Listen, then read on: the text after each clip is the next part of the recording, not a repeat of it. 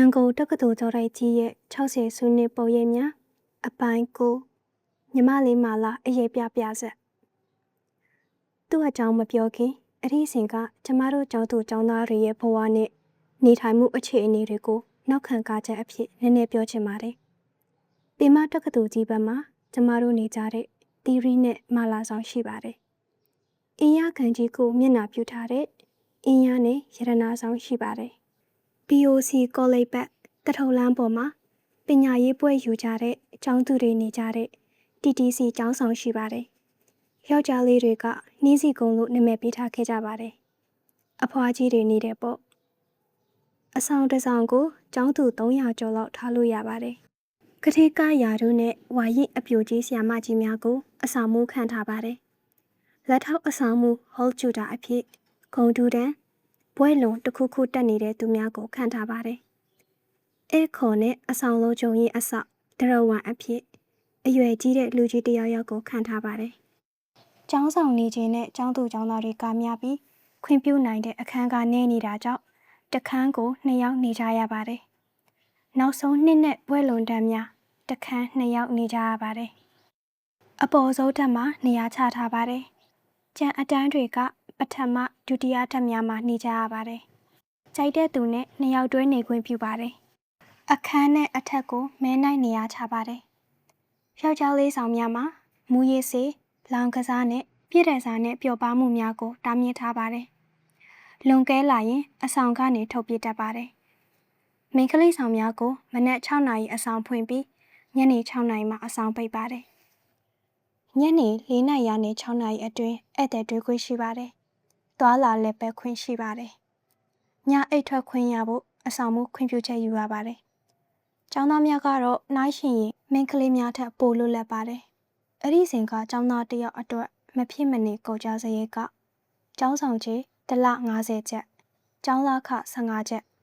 မဟုတ်ဘူးတစ်လအတွက်30ကျပ်ကမဖြစ်မနေကုန်ကြမယ့်စရိတ်ပါစာအုပ်ဖိုးနဲ့တခြားကုန်ကြရမယ့်စရိတ်များရှိပါသေးတယ်မြို့နေစည်ရန်သားများနဲ့မြို့နေအလဲအောက်လွာသားသမီးများအနေနဲ့တစ်လကို100ထပ်ပို့ပြီးမတက်နိုင်ရှာကြပါဘူးအဲ့ဒီစဉ်ကကုန်စည်နှုန်းကရွှေတစ်ချက်သား300ကျပ်စပား100ကို300ဈေးပေါက်ပါတယ်တက္ကသိုလ်ကျောင်းသားတစ်ယောက်အတွက်မိဘတဦးကအနည်းဆုံးကုန်ကျနိုင်တဲ့ငွေဟာ100ကျပ်ဖြစ်ပြီးအမြင့်ဆုံးကုန်ကျနိုင်တဲ့ငွေဟာ300ကျပ်ပါပဲကျောင်းသားများရဲ့65ရာခိုင်နှုန်းလောက်ကတစ်လ100လောက်နဲ့ဖြစ်အောင်ပညာသင်နေရတာပါကျန်တဲ့35ရာခိုင်နှုန်းလောက်က200နဲ့300ကျပ်လောက်အထိသုံးနိုင်ကြတယ်ဆိုရမှာပါဒီ35ရာခိုင်နှုန်းထဲမှာလူသလိုသုံးနိုင်တဲ့အထက်လွှာသားသမီးများပါဝင်ကြမှာပါဒီတော့တက္ကသိုလ်ကျောင်းသားအများစုကြီးဟာတက္ကသိုလ်ပညာကိုခက်ခဲသင်ယူနေကြရတာပါဘွဲတစ်ခုခုရယူပြီးရင်အဲ့ဒီဘွဲလက်မှတ်ကလူတစ်စုံတစ်ယောက်ရဲ့ဘဝကိုဘလောက်လုံခြုံမှုပေးမလဲဆိုတာဟာလည်းမေးခွန်းပါပဲကျောင်းသူကျောင်းသားအများတကအများစုကြီးဟာကျောင်းဆောင်ကပေးကျွေးတဲ့ထမင်းနှစ်နပ်နဲ့နေ့လယ်ကော်ဖီကိုပဲအားကိုးနေခဲ့ကြရတာပါနေ့စဉ်ထမင်းမှာမနက်ညအသားဟင်းအတီအရွက်ကြော်တစ်မျိုးမျိုးနဲ့ဟင်းချိုရည်တစ်ခုခုပါပါတယ်ထမင်းတစ်စပွဲ4ယောက်2ယောက်စာအသားဟင်း2ပွဲအတီအရွက်ကြော်2ပွဲဟင်းချိုရည်နဲ့ထမင်းလိုတလောက်ရပါတယ်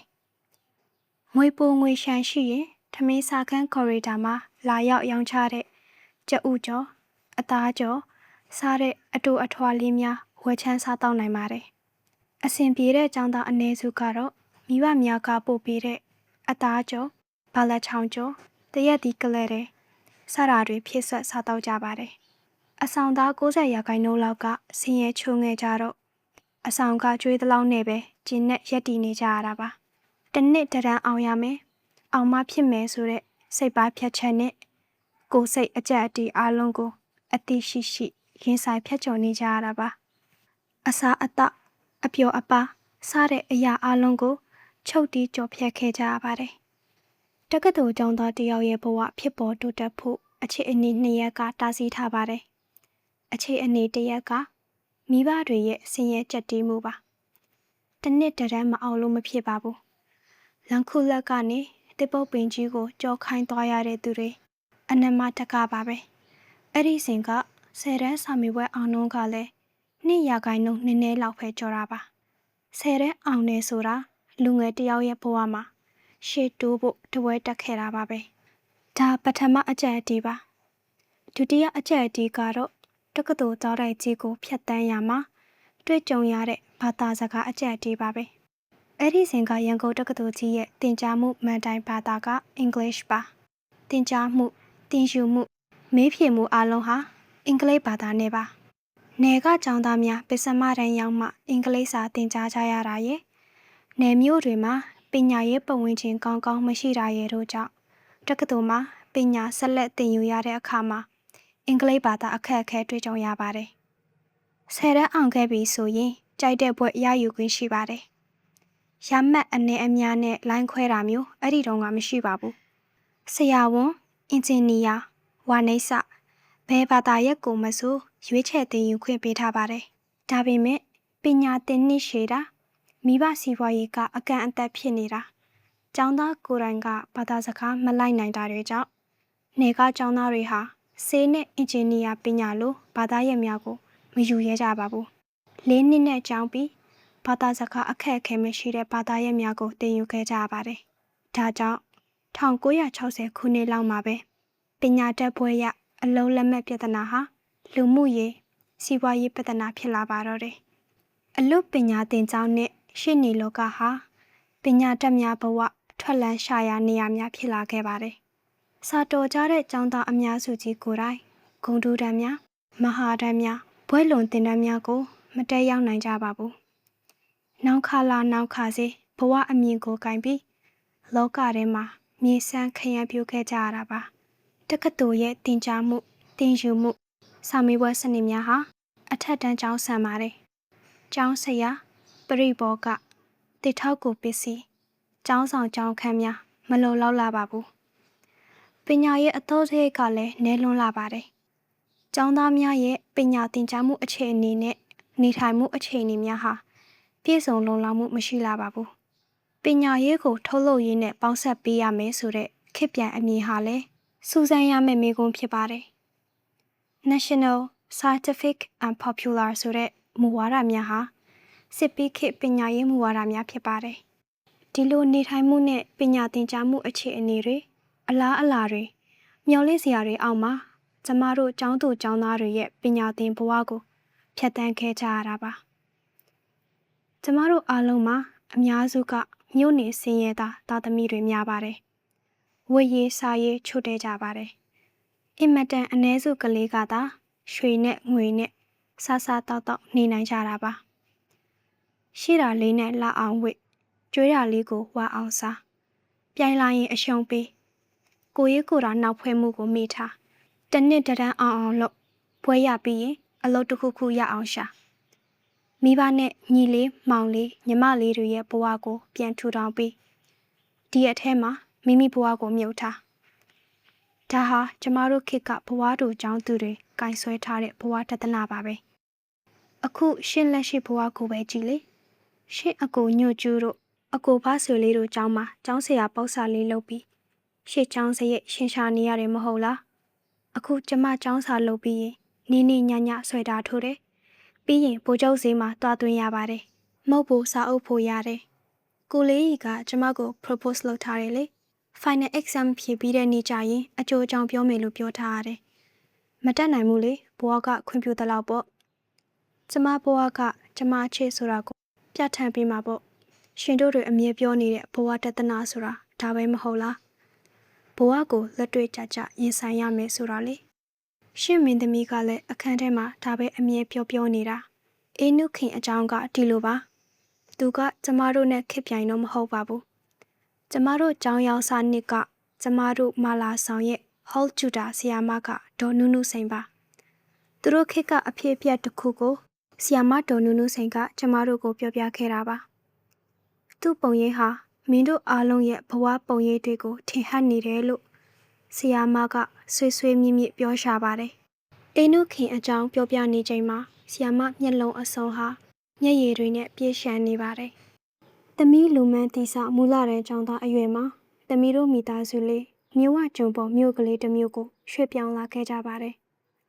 သမီးတို့ဆိုတာကအမေရဲ့သမီးရဲ့အရွယ်ရောက်နေပြီဖြစ်တဲ့တ မီးအကိုကြီးကိုဆိုးလာရဲ့ပါပဲအမေဘာကြီးဖုန်ကြီးအကိုအညီစီမံမှုနဲ့ဒီမြို့ကလေးကိုရောက်လာကြတာပါဖုန်ဖုန်ကြီးရဲ့ကြောင်းဝင်းနဲ့ကက်ရဲ့မြေခွက်ကလေးမှာသမီးတို့အတွက်ဝါထရံကဝါခင်းဓနိမိုဒယ်လေးတစ်လုံးဆောက်ပြီးနေကြရပါတယ်အမေကသမီးတို့နဲ့မနီးမဝေးနေရာမှာရှိတဲ့အလဲတန်းကျောင်းမှာငိုဟင်းကားဆိုင်လေးဖွင့်ရောင်းပါတယ်အကိုဆိုလာကစိုက်ကအငါနေပါတယ်အမေနဲ့အကိုတို့ရှာလို့ရတဲ့နေ့စဉ်ဝင်ငွေကလေးနဲ့သမီးတို့မိသားစုလေးနေလို့စားလို့ဖြစ်ပါတယ်သမီးမူလာတဲ့ကျောင်းစားတတ်တဲ့နေ့မှာအဖေနာမည်ပေးရပါတယ်အဖေအကြောင်းမိကြီးတော့အမေကနေ့အဖေကတော်လရေးထဲမှာကြာသွားတာကြာပြီတဲ့နောင်ကြတော့အကျိုးအကြောင်းပြောပြမယ်တဲ့သမီးကငယ်ပါသေးတယ်တဲ့ဒါတော့ပဲအမေကပြောပါတယ်တခုခုအကြောင်းတိုက်ဆိုင်လို့ဟိုအကြောင်းဒီအကြောင်းတွေကိုအမေပြောတဲ့အခါတခါတည်းအင်ကိုကြွလာတဲ့အမေဘာကြီးဖုန်ကြီးနဲ့အမေနဲ့ရှေးဟောင်းနောက်ဖြစ်စေပြောကြတဲ့အခါအမေတို့အဖေတို့ဆွေစဉ်မျိုးဆက်များဟာလေးမျက်နှာမျိုးနဲ့အနောက်ယူမတောင်ချင်းမှာတောင်သူလဲလို့ဓမ္မခုံများအဖြစ်နေထိုင်ခဲ့ကြတာပါတဲ့လွတ်လပ်ရေးရခါစားမကြခင်မှာပဲဒီတောင်ချေဒေသများအတွင်းလက်နက်ကင်ပဋိပက္ခများဖြစ်ပေါ်လာပြီးနေရထိုင်ရတာတည်ငြိမ်အေးချမ်းမှုမရှိလောက်ကင်စားရတာအဆင်မပြေတာကြောင့်ဒီအရှိဘက်ကိုရွှေ့ပြောင်းလာကြရတယ်လို့တစ်စိတစ်ဆောင်သိရပါတယ်ဒီမြို့လေးမှာအမေဖာကြီးဖုန်ကြီးရဲ့ထိတ်သိမ်းဆောင်ရှောက်မှုအမေနဲ့အကိုတို့ရဲ့အနစ်နာခံဆောင်ရှောက်မှုတွေကြောင့်တမီ1960ခုနှစ်ဦးမှာ10တန်းအောင်ပြီးရန်ကုန်တက္ကသိုလ်ကြီးမှာပညာဆက်သင်ခွင့်ရရှိခဲ့ပါတယ်အမေနဲ့အကိုဆိုလာကတမီကိုပညာတတ်တစ်ယောက်ဖြစ်စေခြင်းနဲ့ဆန္ဒပြပြပြပြရှိကြပါတယ်ဝတ်ရေးစားရေးနေရေးအစားစားချိုးချံပြီးတမီရဲ့ပုဂ္ဂိုလ်ရေးလိုအပ်ချက်မှန်သမျှအကောင်းဆုံးဖြည့်ဆည်းပေးခဲ့ကြပါတယ်။သမီးရဲ့ပညာရေးဘဝတိုးတက်ရေးကိစ္စကလွယ်ရင်ကြံတဲ့ဝတ်ရေးစားရေးမှန်သမျှသမီးရိုးရိုးကုတ်ကုတ်နေပြီးအင်မတန်ကိုချိုးချိုးချတ်ချတ်နေထိုင်ခဲ့ပါတယ်။တဘာဝအရာဖြစ်ပေါ်တတ်တဲ့ချစ်ရေးကြရေးကိုရေးကိုတာနောက်ဖွဲမှုတွေကိုသမီးမိထားခဲ့ပါတယ်ဆီယာမရဲ့။သမီးတို့မျိုးကသမီးတို့နဲ့အတူ10တန်းအောင်ပြီးအခုတက္ကသိုလ်အတူလာတက်နေတဲ့သမီးတငယ်ချင်းတယောက်ဆိုကျောင်းမှာငငယ်တဲကသမီးကိုတန်ရောစီဖြစ်နေတာတပတ်တရက်အဆောင်လာပြီးသမီးကို propose လုပ်နေတာတမျိုးတည်းနေကြတာပဲကျောင်းပြီးကိုစီအလုတ်ကလေးပါလေးရတော့မှတို့ကိုရေးကိုတာတွေစေစားကြရအောင်နင်ကနံပါတ်1ပေါ်ဟာလို့သူ့ကိုနှိမ့်သိပ်ထားပါတယ်လို့အင်းတို့ခင်ကပြောပါတယ်ကုန်ခဲတဲ့နှစ်ကစပြီးသမီးတို့မိသားစုဘဝလေးကိုကံကြမ္မာမုံတိုင်းစတင်တက်ခိုက်တော့တာပါပဲသမီး10တန်းအထိတော့အမေဆိုင်ကလေးကရတဲ့နေ့စီဝင်ငွေနဲ့သမီးတို့မိသားစုနေ့စဉ်ဈေးဖို့သုံးအကိုစိုက်ကားနင်းလို့ရတဲ့ဝင်ငွေနဲ့သမီးကျောင်းစရိတ်သုံးဒီလိုနေထိုင်ဖြတ်တန်းခဲ့ကြရတာပါသမီးတက္ကသိုလ်တက်တော့သမီးကျောင်းစရိတ်ရဖို့အကိုဆိုလာကစိုက်ကားကိုနေ့ရောညပါနင်းလာခဲ့ရပါတယ်နင်ပွဲရအောင်လို့နင်ပွဲရအလုပ်တစ်ခုခုရမှအမေနားရမှာလို့အကိုဆိုလာကပြောပါတယ်နင်ကြောင့်ပြီးရင်ငါလဲငါလုပ်ချင်တာတွေလုပ်လို့ရပြီပေါ့ဟာလို့အကိုကပြောပူပါတယ်သူဟာမြို့ခံလူငယ်တချို့နဲ့မကြာခဏနိုင်ငံရေးစကားလို့ထင်ရတဲ့စကားဆန်းဆန်းတွေပြောနေတာကိုသမီးသတိပြုမိပါတယ်တရက်မှာသမီးအတန်းပြီးလို့အခန်းပြန်ရောက်တော့သမီးအခန်းပေါ်ကအေးနုနှိစာတစ်ဆောင်ရောက်နေတယ်နေကောင်းအောင်ပေါ်မှာလို့ပြောပါတယ်ကျောင်းရောက်နေတာ3နှစ်ကျော်ပါပြီသမီးထံစာရေးရမဲ့သူမရှိပါဘူးစိတ်ထဲမှာနည်းနည်းစိုးရင်သွားမိပါတယ်အမေများတစ်ခုခုဖြစ်လို့လားအမေဟာပြင်းမလာပါပြီအမေများတစ်ခုခုဖြစ်ခဲ့ရင်ဒီအတွေ့ကိုသမီးဆက်မတွေ့ရပါဘူးစာကိုကမန်းကရက်ဖောက်ဖက်ကြည့်လိုက်ရပါတယ်စာကိုကင်ထားတဲ့သမီးလက်တွေတုံနေပါတယ်ဖုံဖုံကြီးလက်ရည်နဲ့အမေလက်မတ်နဲ့စာကသမီးအကိုကြီးနိုင်ငံရေးကိစ္စနဲ့ကုန်ခဲ့တဲ့အပတ်ကအဖမ်းခံရပါတယ်အဆက်အသွယ်မရပါတဲ့ဘာမှမပူပါနဲ့တဲ့စာသာစူးစားပါတဲ့အမေနဲ့ဖုံဖုံကြီးအားလုံးတာဝန်ယူပေးပါမယ်တဲ့သမီးအိယာပေါ်အယုတ်ကြိုးပြက်လဲချလိုက်ပါတယ်မျက်ရည်တွေသမီးပါပြင်ပေါ်လိမ့်ဆင်းလာကြပါတယ်အကူမရှိတော့ရင်လူကြီးတွေပြောကြတဲ့ကန်ဆိုးမသွားရမိုးလိုက်လို့ရွာဆိုတာဒါမျိုးလားအခန်းဖို့တငယ်ချင်းက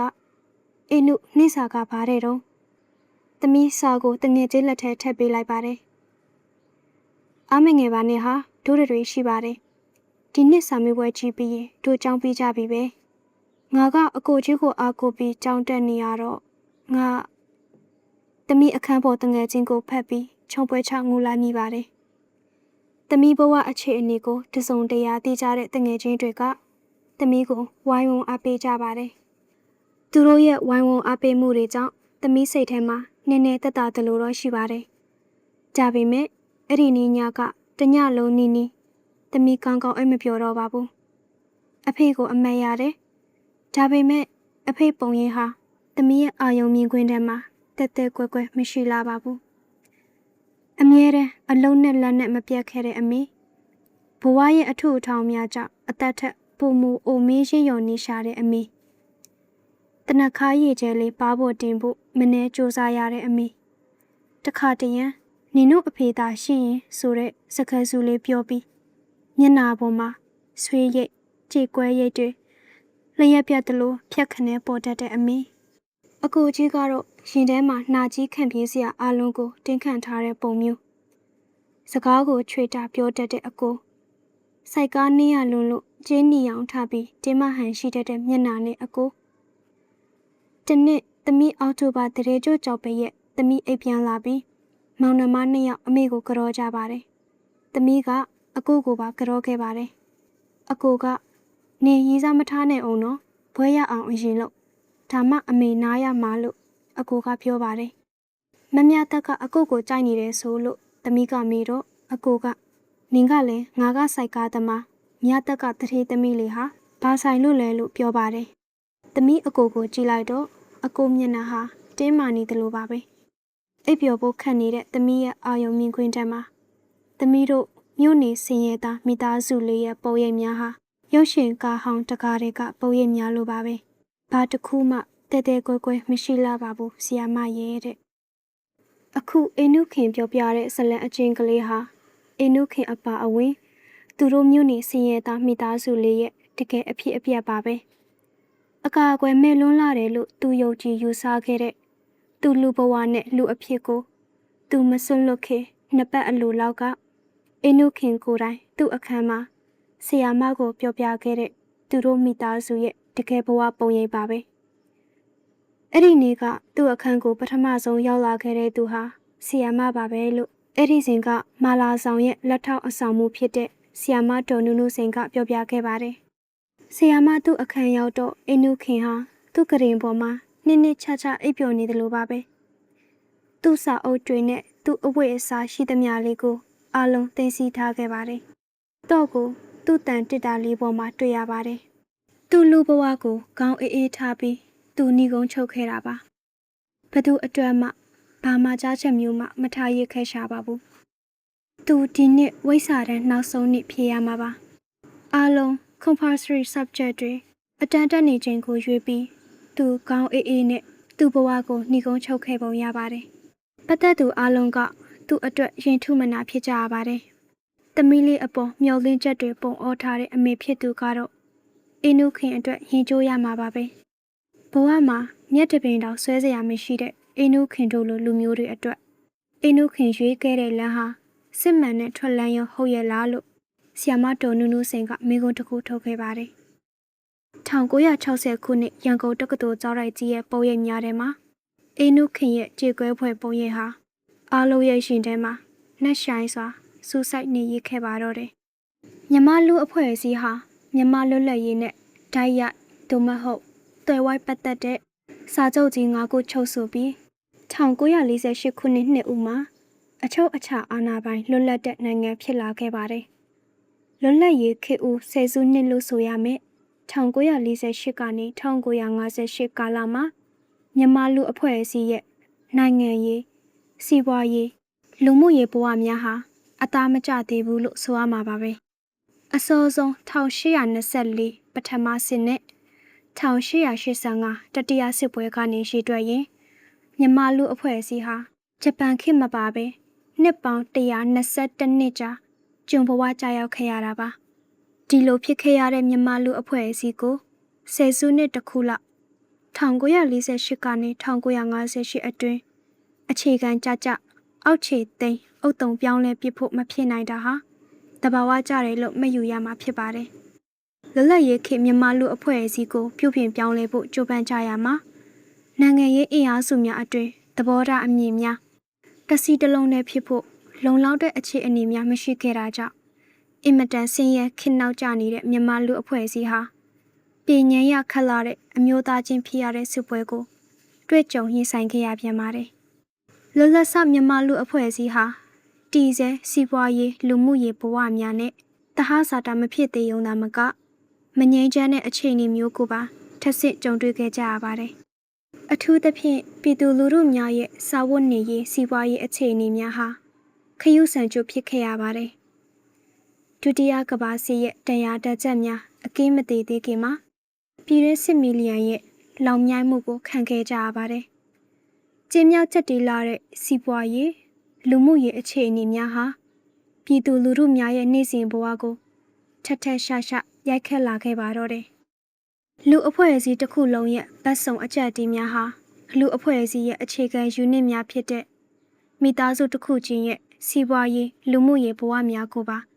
ချွင်းချက်မရှိပြင်းပြင်းထန်ထန်ရိုက်ခတ်လာခဲ့ပါတော့တယ်။ဒီလိုအခြေအနေမျိုးတွေရဲ့ကြရက်နဲ့အကျိုးသက်ရောက်မှုအဖြစ်အင်းနုခင်တို့မိသားစုလိုလူမှုဇာတ်ထုံများဖြစ်ပေါ်လာခဲ့ရပါတယ်။ဒီကနေ့တက္ကသိုလ်ငွေရတုတပင်အထိမ်းအမှတ်အဖြစ်ကျင်းပပြုလုပ်ခဲ့တဲ့တတိယရန်ကုန်တက္ကသိုလ်ကျောင်းသားပွဲတော်မှာ